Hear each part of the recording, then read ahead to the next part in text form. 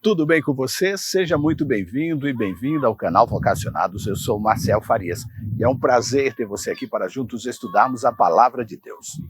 Seguimos estudando esta semana os conselhos de Paulo aos pais e aos filhos e aos escravos e também aos senhores de escravos. E hoje nós vamos entender um pouquinho mais como era o pano de fundo ali na época de Paulo, especificamente ali na cidade de Éfeso, para quem ele escreveu a carta aos Efésios. Como era a escravidão. Por isso que você precisa entender que a escravidão, durante o período em que o apóstolo Paulo viveu, ali no século I, era uma realidade inegável na sociedade romana. Esse sistema social cruel e desumano deixou uma marca profunda na história da humanidade, e o seu impacto ainda ressoa nos dias de hoje. No entanto, é fundamental entender que a escravidão não era apenas uma questão histórica, mas também uma questão que foi, de certa forma, discutida nas páginas da Bíblia. E o uso indevido e a interpretação da Bíblia para justificar a escravidão é, com certeza, um capítulo sombrio na relação entre a fé e a opressão. E hoje nós vamos estudar esta questão delicada, explorando como a Bíblia foi usada erroneamente para apoiar a escravidão.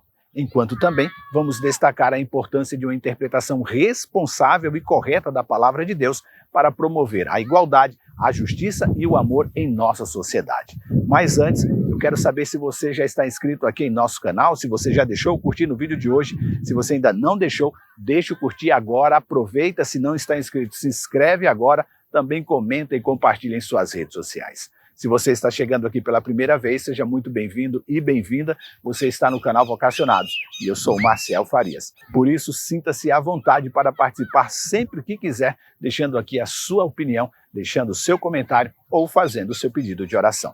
É só aqui na descrição do vídeo ou, se você preferir, enviando para a gente um WhatsApp. Agora eu rodo a vinheta e, na sequência, vamos juntos estudar a Palavra de Deus.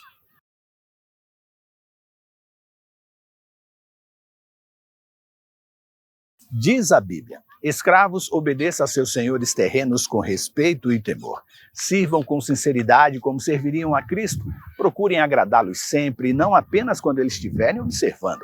Como escravos de Cristo, faça a vontade de Deus de todo o coração. Efésios capítulo 6, versículo 5 e versículo 6. A escravidão no período em que o apóstolo Paulo viveu, durante o primeiro século da nossa era uma característica predominante da sociedade romana. Nesta época, os escravos eram considerados propriedades legais dos seus senhores, privados de direitos civis e pessoais.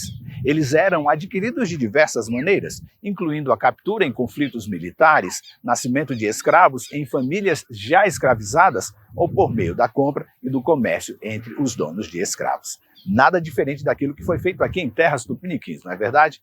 E a grande maioria da mão de obra nas áreas rurais, minas, residências e até mesmo em funções burocráticas era composta por escravos, o que permitia à sociedade romana se concentrar em atividades intelectuais e políticas.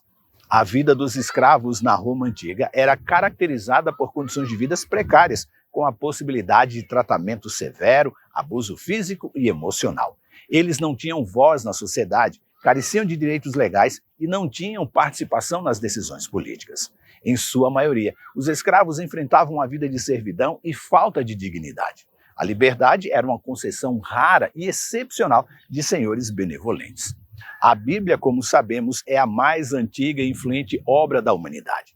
Ela tem sido guia espiritual, moral e cultural para bilhões de pessoas ao longo dos séculos.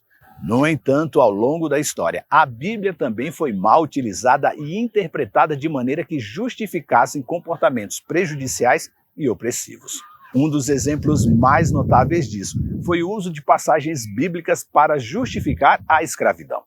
Esse triste episódio da história nos lembra da importância de lidar com a palavra de Deus com cuidado e responsabilidade, a fim de evitar abusos e erros. E antes de discutirmos como evitar os abusos na interpretação da Bíblia, é importante reconhecer a importância dela como fonte de orientação espiritual e moral para nós.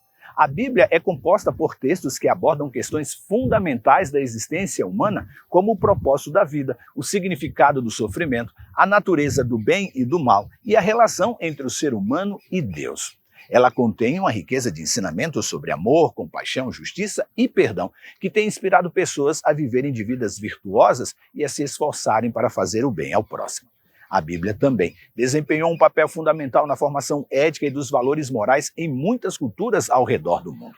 Suas histórias e seus ensinamentos têm influenciado a arte, a literatura, a música e a filosofia, contribuindo para moldar a identidade cultural de diversas sociedades. Logo, a Bíblia que você tem em mãos é uma obra que merece ser lida, estudada e apreciada por seu profundo impacto na história e na cultura humana. Mas apesar do seu poderoso impacto positivo, a Bíblia também foi usada de maneira prejudicial ao longo da história. Um dos exemplos mais sombrios disso foi o uso de passagens bíblicas para justificar a escravidão.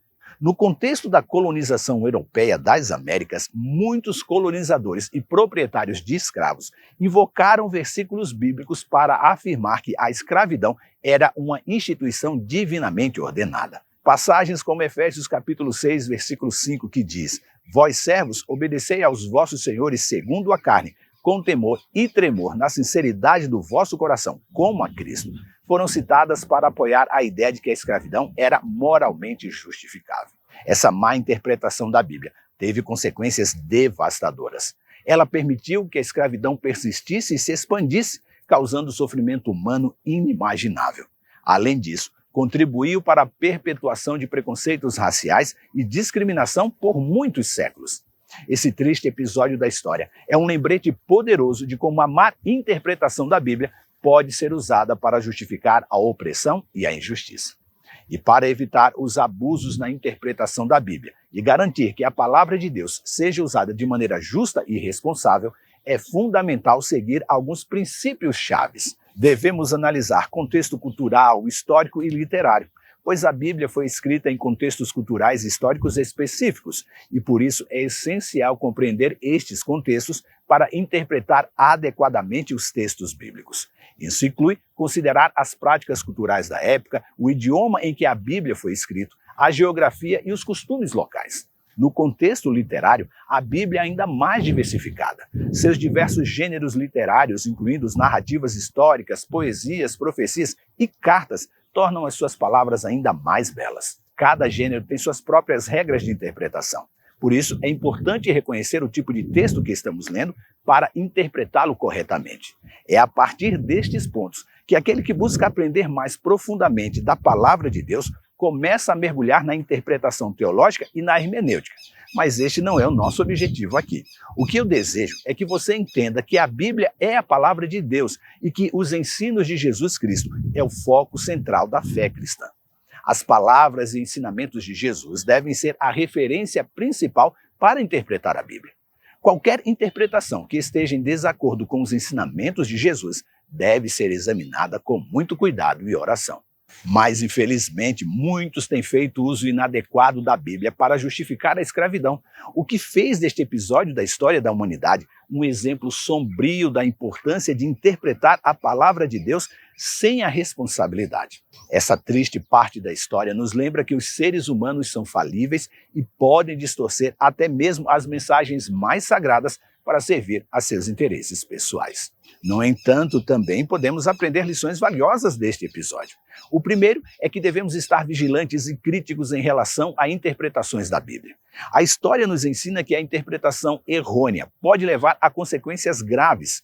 Portanto, é fundamental questionar interpretações que pareçam contradizer os princípios fundamentais de amor, justiça e compaixão. Ensinar as pessoas a abordar a Bíblia com a compreensão sólida do seu contexto histórico e cultural também pode ajudar a prevenir interpretações distorcidas, promovendo assim a igualdade e a justiça.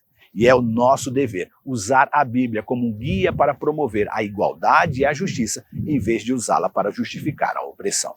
As passagens bíblicas que enfatizam o cuidado com os pobres, o estrangeiro e o oprimido devem ser destacadas e aplicadas em nossa vida cotidiana, e não o contrário. E Paulo abordou a questão da escravidão em suas cartas. Embora ele não tenha condenado diretamente a instituição da escravidão, ele enfatizou a igualdade espiritual entre senhores e escravos dentro da fé cristã. Ele exortou também os cristãos a tratarem os seus escravos com bondade e respeito e até mesmo considerar a libertação deles, se possível.